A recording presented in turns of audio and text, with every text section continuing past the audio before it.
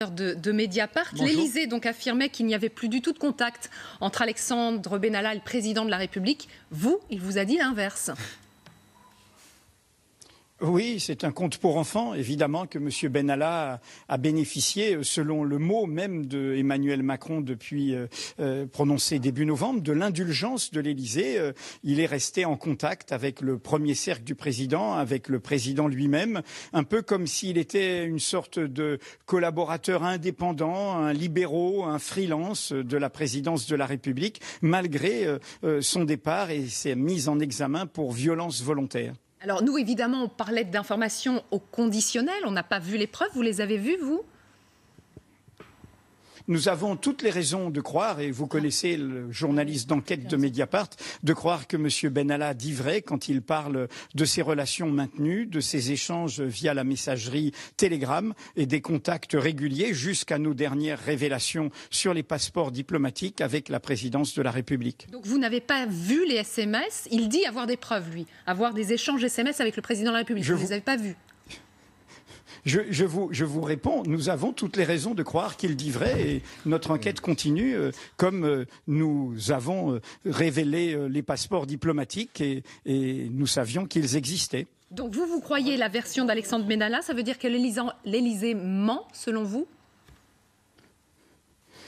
Je ne porte pas de jugement moral. Vous savez, une enquête, c'est un puzzle. Cette interview intervient après près d'une cinquantaine d'articles dans Mediapart depuis le début de cette affaire. Et à chaque fois, ce sont les informations de presse qui ont fait bouger les lignes, alors que la présidence de la République s'en tenait à des versions erronées ou essayait d'étouffer la marche à la vérité. Je rappelle que pendant 2 mois, après les incidents du 1er mai, jusqu'aux révélations des vidéos du Jardin des Plantes par Mediapart, et de la contre-escarpe par Le Monde, l'Élysée a essayé d'étouffer l'affaire. Quand l'affaire est sortie, l'Élysée a d'abord raconté par la voix de son porte-parole, qu'on n'entend plus, des billevesées, comme on dit, des choses qui n'ont aucune consistance. C'est le préfet de police et le procureur de la République qui ont tordu le bras en amenant à l'ouverture d'une information judiciaire contre l'avis de l'Élysée, ce qui a entraîné le départ de M. Benalla. Ensuite, vous avez tous les autres épisodes. Prenez la question des passeports diplomatiques. Il va de soi que quand on a un passeport diplomatique, les autorités de l'État, les ambassades, les services de renseignement savent ce qu'il en est de ce que fait M. Benalla. Quand vous allez dans un pays comme le Tchad, qui est en situation sécuritaire très particulière, et que vous allez en plus dans une délégation avec pour des contrats d'entreprises turques et qataris, évidemment que l'ensemble des autorités françaises locales le sait et avertit la présidence, d'autant plus qu'il rencontre, je vous le rappelle, le président de la République tchadienne quelques semaines avant Emmanuel Macron. Donc quand il dit qu'il a raconté, qu'il a prévenu, qu'il a expliqué, il dit vrai. Et de la même manière qu'il dit vrai sur le fait que c'est peut paraître sidérant que l'entourage proche d'Emmanuel Macron, voire Macron lui-même, lui demandait son avis sur la situation. Il y a une énigme pour nous qui est et qui est probablement nouée pendant la campagne présidentielle sur ce lien dans le petit noyau dur dans lequel Monsieur Benalla a une place particulière et il le sait, d'où la façon dont il parle, dont il s'exprime avec une certaine force et une certaine confiance dans le fait qu'il ne peut pas être démenti. Comment se sont passés les échanges avec Alexandre Benalla ? Comment s'est passée l'interview ?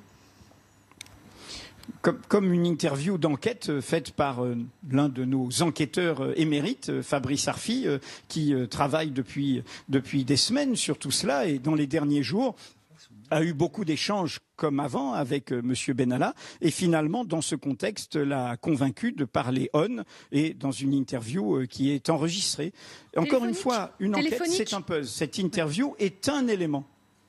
Donc c'était en face à face mais sincèrement, on ne va pas refaire le coup de Cahuzac. Où sont les preuves ?